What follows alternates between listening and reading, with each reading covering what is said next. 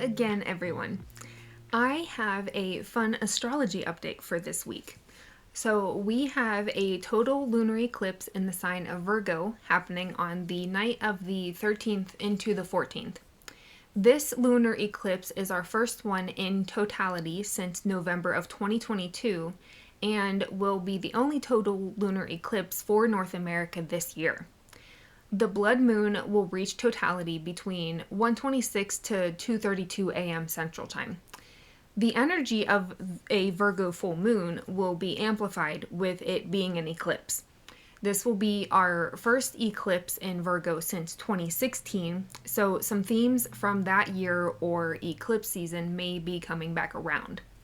We are being called to embrace the traits of Virgo under this blood moon, those of wisdom, resilience, and completeness. We're being reminded that we have all the answers we need within us. We just have to go inward to find the clarity and the strength. It's an invitation to reconnect with your inner self and trust that you already hold the power to navigate any situation you encounter.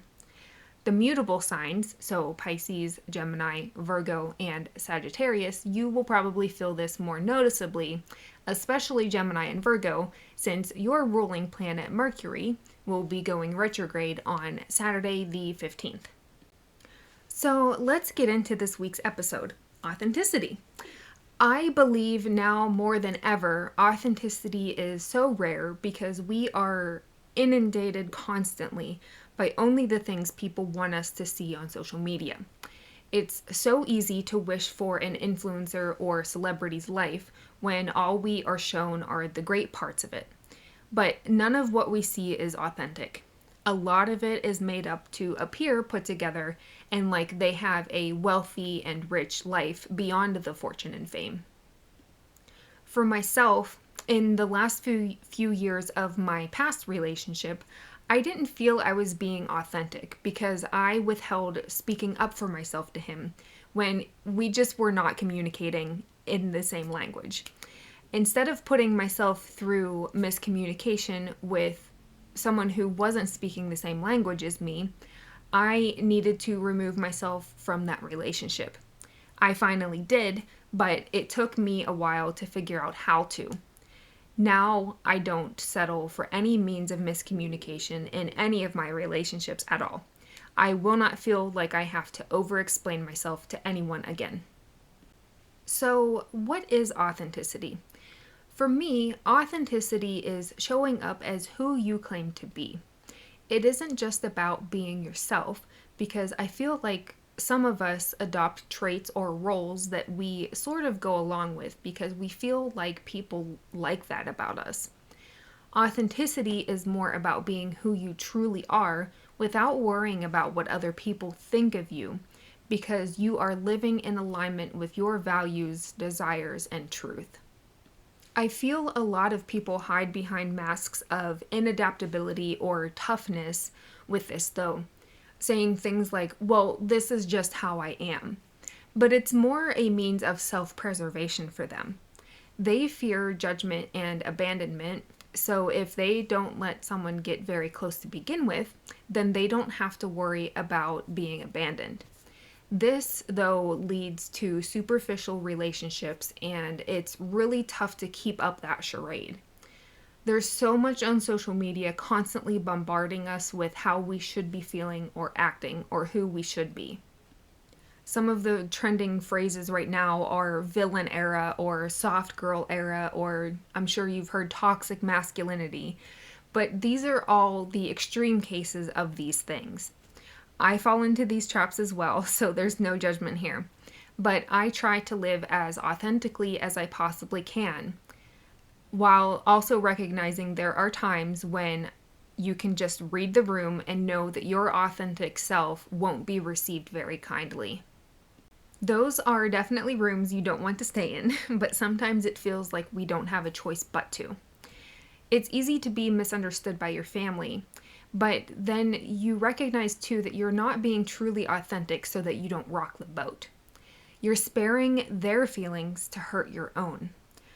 A lot of people don't like change, and they don't like conflict or confrontation. And I don't mean those things in a fighting type of way, but more so in being confronted with challenging their beliefs. They're comfortable in what they believe and have faith in. It's consistent and safe. But there are times your authenticity may challenge that and you will be faced with pushback. For myself now, I don't seek validation from others. I'm not a bitch to people and excusing it as that's just who I am, but I don't go out looking for fights. I don't stay in situations that cause me to feel the need to be inauthentic. We often only see what people want us to see. With social media growing so much like it has, this is even more prevalent than ever before. It's so easy to compare your life to someone else's who lives halfway around the country or the world even. But we don't live in their home, we don't pay their bills, we don't shop for their things, and we don't spend time with their friends. It's easy to compare ourselves negatively to those people, but also to put ourselves on a pedestal above them. I have seen this before in comments on reels of mothers making food for their kids when it's something like chicken nuggets and boxed macaroni and cheese. The comments are these hoity-toity people who are judging this 60-second video of this woman making food for her children. They're acting like they are so much better than she is when in reality, they have some sort of vice or something that others would consider unhealthy as well. On the flip side of this, there are people who fake vulnerability for validation. The people who always seem to be suffering from some sort of obstacle or challenge in life. The forever victims. People who choose to live in this victim mentality aren't being authentic with themselves first in facing what they are truly seeking, which is connection and love within themselves. We see this a lot in people pleasing and people who are adaptable. As a recovering people pleaser myself, I never really understood how I wasn't being authentic. I was pushing my own feelings and thoughts aside to please other people. A lot of the time it was to be accepted and liked, but I discovered it was more so just to be seen. I felt like I faded into the background a lot. As a child growing up with parents who were busy seeking justice and clarity for my dad, as a teen who tried to be good since my brother and sister caused so much drama for my parents, and as a wife trying to make my ex-husband's life as easy as possible for him. Even as a friend who was easygoing and okay with plans changing. Most of this, especially as I got older, caused me a lot of anxiety and stress.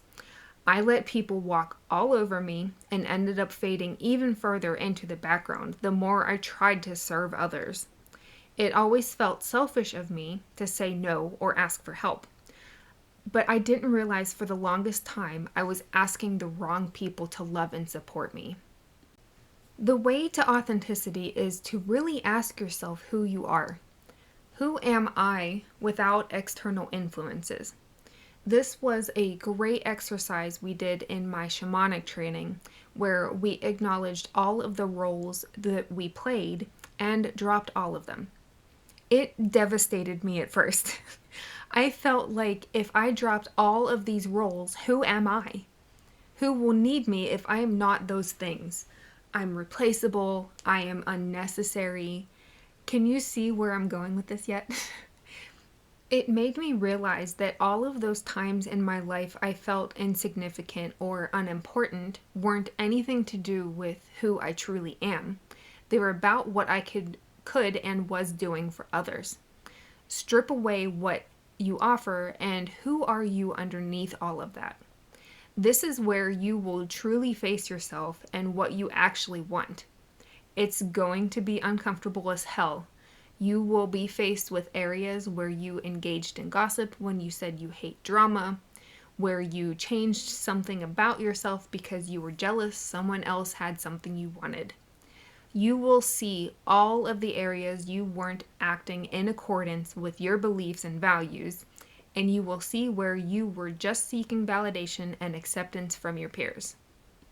True authenticity requires a willingness to be misunderstood and even disliked. We are never going to be everyone's cup of tea. And if you are an empath or sensitive to energy, you know how easy it is to dislike someone just by how you feel around them. Once you are faced with yourself, you will see areas where you can grow and areas where you have made progress. A lot of the times, if I feel like I've regressed in my growth and healing process, it's because I wasn't growing and changing in reflection of my truth and my values. It was because I was trying to fit into some mold that I thought I needed to shape me. It was me looking for that outward validation and approval again. I wasn't aligned with myself, so it felt like I took one step forward and two steps back. I wasn't choosing growth to be more authentic and a better version of my true self. I was choosing to put on a new mask and adopt a new role to fit in. So, where in your life are you certain you are being authentic? And where do you know you are putting on a show? Now, where do you think you are being authentic but are pretty sure that could use some work? Sometimes it's easier than you think to make subtle changes to live more authentically as yourself. The more you embrace authenticity, the more you won't allow yourself to be disingenuous. I want you to try this. Spend an entire day making choices only based on what feels true, not what seems acceptable. Don't rush yourself. Give yourself time to really feel what feels right before you decide. Trust your intuition. Trust that gut instinct. You will begin to notice not only where you aren't being authentic, but where others aren't as well. At the end of the day, authenticity isn't about being perfect. It's about being real, even when it's messy and uncomfortable. The more we embrace who we truly are, the more we attract the people and opportunities that are meant for us. So, I challenge you to spend some time reflecting. Where in your life are you showing up as your true self, and where are you holding back out of fear? Give yourself the space to step into your truth unapologetically. If you enjoyed this episode, I'd love for you to share it with someone else you think needs to hear it too. And I'd love to hear your thoughts and how you embrace your authenticity or where you struggle to be genuine. Keep growing, friends. Thank you so much for stopping by. I'll see you next week.